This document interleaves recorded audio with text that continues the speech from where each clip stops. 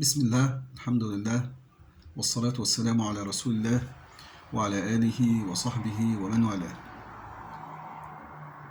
للتعامل مع غير المسلمين دستور وضعه لنا القرآن، وله قواعد وضعها لنا النبي صلى الله عليه وسلم.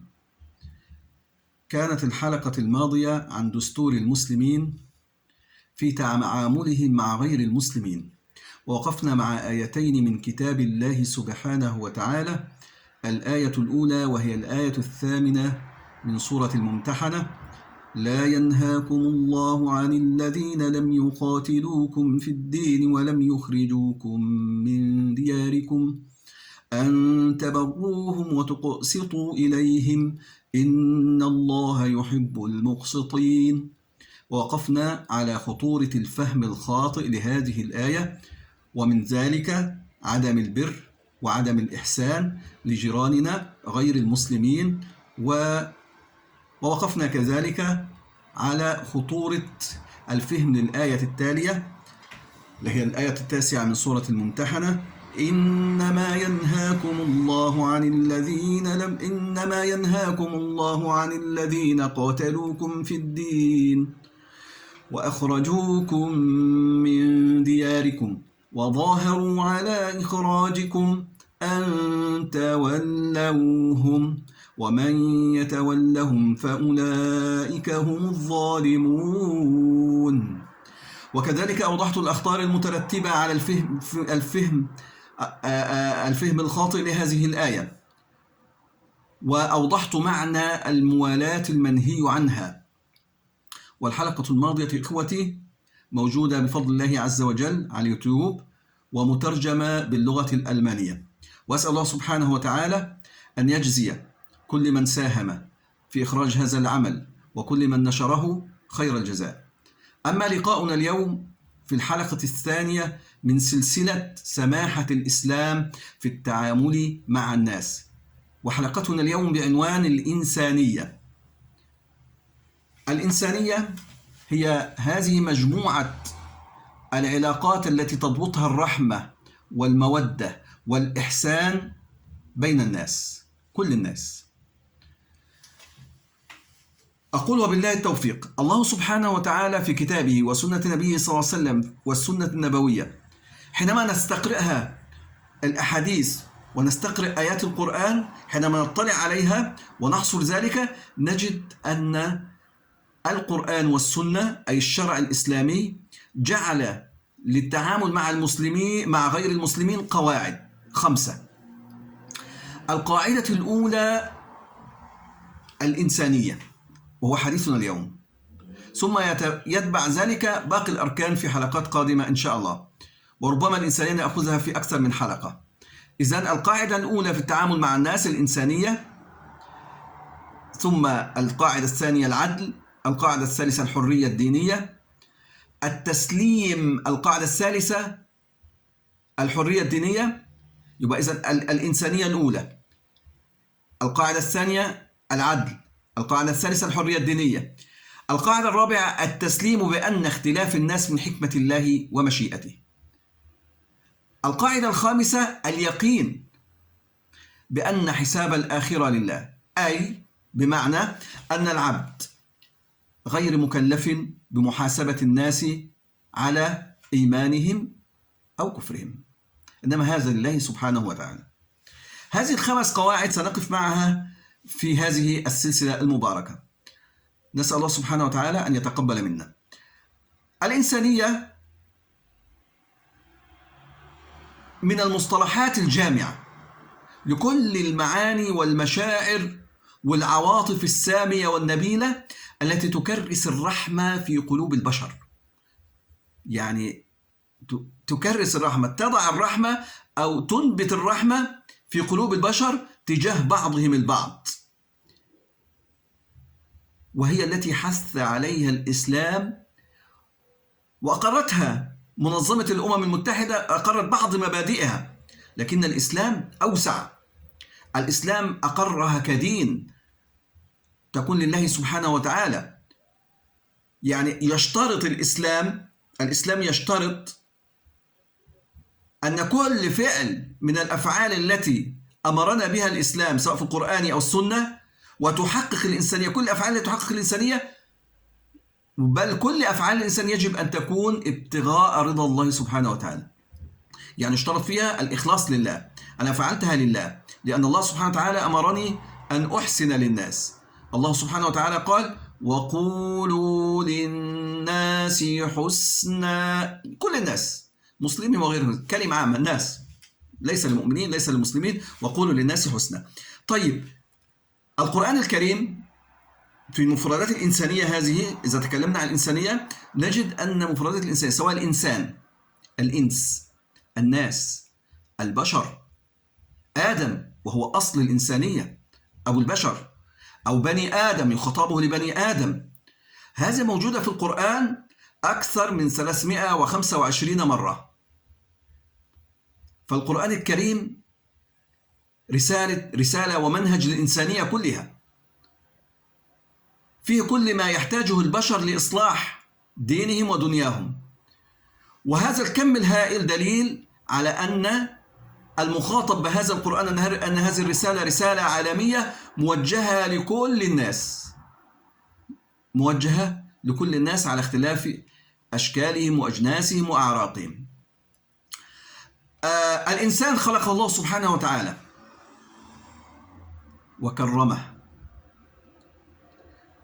الله جل وعلا يقول: ولقد كرمنا بني آدم وحملناهم في البر والبحر ورزقناهم من الطيبات وفضلناهم على كثير ممن خلقنا تفضيلا. يبقى الذي كرم الإنسان هو الله سبحانه وتعالى. الكرامة الإنسانية جزء من ديننا. الإنسان، ليس المسلم، ليس المؤمن، ليس المسيحي فقط، ليس اليهودي فقط، لا، الإنسان. ولقد كرمنا بني آدم، أي كل بني آدم، كل بني آدم. هذا التكريم نتعامل به في الدنيا. أما الحساب عند الله سبحانه وتعالى والجزاء في الآخرة فهذا ما نؤمن به سنجده في الآخرة، نجده في الآخرة. وإذن إحنا نتكلم في موازين الدنيا، لكن الأفضل عند الله سبحانه وتعالى التقوى، الذي لم يكذب الرسل، الذي آمن بكل الرسل، الذي آمن بخاتم الأنبياء والمرسلين. هذا حساب عند الله سبحانه وتعالى. نحن نتكلم عن أمور الدنيا، نحن نعيش في هذه الدنيا ولنا قواعد نتعامل بها معا بعضنا مع بعض. إذا من هذه القواعد الإنسانية أن الله، ومن ذلك أن القرآن علمنا أن الله سبحانه وتعالى قد كرم الإنسان. من مظاهر تكريم الله سبحانه وتعالى للإنسان، لأصل الإنسان هو آدم، أن الله سبحانه وتعالى خلقه بنفسه، وأن الله سبحانه وتعالى أمر الملائكة أن تسجد له. خلقه الله سبحانه وتعالى بنفسه، إذ قال ربك للملائكة إني خالق بشرا من طين، من طين الأرض كلها، من قبضة من طين الأرض كلها. لذلك اختلفت ألوان الناس وطبائع الناس تبعا لاختلاف الأرض فيها الأبيض والأسود والأحمر، الألوان، الجبال والألوان، اختلفت أيضا الناس. إذن الله سبحانه وتعالى خلق الناس كلها من هذه التربة، من تربة الأرض. ثم أسجد الله سبحانه وتعالى أسجد لآدم بعد أن علمه، وعلم آدم الأسماء كلها. الملائكة حينما قالت: يا رب، هذا الإنسان سيفسد في الأرض ونحن نعبدك ونحن نسبح بحمدك ونقدس لك، قال: إني أعلم ما لا تعلمون. ثم علم آدم الأسماء وقال لآدم: اعرض هذه الأسماء على الملائكة، ليظهر فضل آدم على الملائكة. إذن الله سبحانه وتعالى خلق آدم خلق أصل الإنسان في أحسن تقويم، ولقد خلقنا الإنسان في أحسن تقويم. والله سبحانه وتعالى أسجد له الملائكة وقال لهم: فإذا سويته ونفخت فيه من روحي فقعوا له ساجدين. تمام؟ طيب، الله سبحانه وتعالى جعل الكون كله مسخر لخدمة الإنسان الذي كرمه. الله سبحانه وتعالى سخر لكم، يقول في كتابه الكريم: وسخر لكم ما في السماوات وما في الأرض جميعا منه إن في ذلك لآيات لقوم يتفكرون. لم يسجد الملائكة فقط، لم يسجد لهم الملائكة، بل جعل الملائكة في خدمة الإنسان. ملائكة تستغفر للمؤمنين التائبين من الإنسان، ملائكة تحفظ الإنسان. إذن الإسلام شرع للإنسانية بعد هذا الخلق العظيم، شرع لها مبدأ عظيم أيضا، وهو مبدأ المساواة بين البشر. النبي صلى الله عليه وسلم يقول: لا فضل لعربي على أعجمي، ولا لأعجمي على عربي، ولا لأبيض على أسود، ولا لأسود على أبيض، إلا بالتقوى. الناس لآدم وآدم من تراب. تمام؟ إذن مبدأ الإنسانية أصله الإسلام، لا يفضل الإنسان بسبب لونه ولا بسبب عرقه ولا ذلك ولا غير ذلك. الناس سواسية، والإسلام جعل الاختلاف، هذا الاختلاف في اللون واللغة، آية من آيات الله جل وعلا. الله سبحانه وتعالى يقول: ومن آياته خلق السماوات والأرض. تمام. واختلاف ألسنتكم وألوانكم، أي من آيات الله اختلاف ألسنتكم واختلاف ألوانكم، إن في ذلك لآيات للعالمين. والإسلام أمر الناس أن يتعارفوا فيما بينهم، لا يتنافروا. يا أيها الناس إنا خلقناكم من ذكر وأنثى وجعلناكم شعوبا وقبائل لتعارفوا. الإسلام جعل لهذا الإنسان أيضا، مهما اختلف دينه أو عرقه أو مذهبه، جعل له حقوق يجب أن تؤدى. وأخبرنا الله سبحانه وتعالى أن النفس البشرية، النفس البشرية هذه مسلمة أو غير مسلمة، معصومة الدم، والإنسان معصوم ماله، لا يعتدي عليه أحد بقتل ولا بظلم. وحرم الظلم بجميع أنواعه، وهو محرم في كل الشرائع السماوية، في كل الكتب التي نزلت. الظلم محرم. الله سبحانه وتعالى يقول: أنه من قتل نفسا بغير نفس فكأنما قتل الناس جميعا. أنه من قتل نفسا بغير نفس أو فساد في الأرض فكأنما قتل الناس جميعا، اسمه كأنه كاسم قتل الناس جميعا.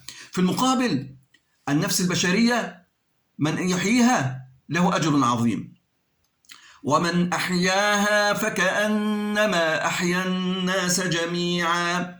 إن المسلم يؤمن أن كل الناس أموالهم ودماؤهم معصومة، والناس كل الناس قد خلقوا متساويين، وأن الله كرمهم جميعا. هذا في الدنيا، وفي الآخرة يكرم الأتقى عند الله سبحانه وتعالى. هذه موازين الآخرة نتكلم فيها فيما بعد. يبقى الناس في ميزان الإسلام سواسية، إن اختلفت ألوانهم، إن اختلفت ألسنتهم، إن اختلفت قدراتهم وتفكيرهم، وأن هذا الاختلاف من آيات الله سبحانه وتعالى، الآيات الدالة على عظمة الله جل وعلا. السؤال الذي قبل أن ننهي الحلقة: ما الأخطار التي يقع فيها من لا يعمل بهذا المبدأ، مبدأ الإنسانية؟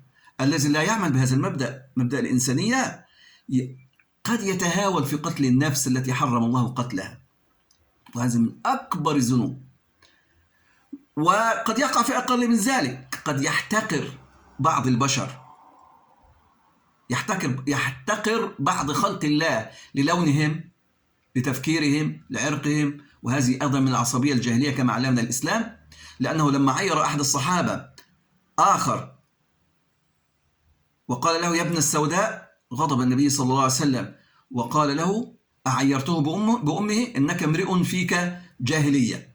هذا من أفعال الجاهلية التي نهى عنها الإسلام في التخلف. هذا جهل، هذا تخلف، أن الإنسان يعير إنسان بسبب لونه.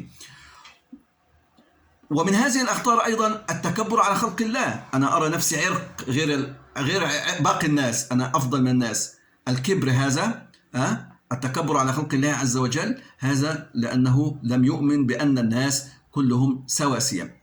إذن أسأل الله سبحانه وتعالى أن يجعلنا متواضعين لخلق الله رحماء بيننا، وأن نعمل بهذا المبدأ العظيم. وأكتفي بهذا القدر، ونلتقي المرة القادمة في درس جديد حول التطبيق العملي للإنسانية. يعني الآن تكلمنا نظريا، نريد التطبيق العملي، كيف طبق المسلمين هذا المبدأ الإنسانية. نلتقي إن شاء الله في المرة القادمة. هذا إذا كان في العمر بقية، ومن الله التيسير. وصلي اللهم وسلم على نبينا محمد، والسلام عليكم ورحمة الله وبركاته.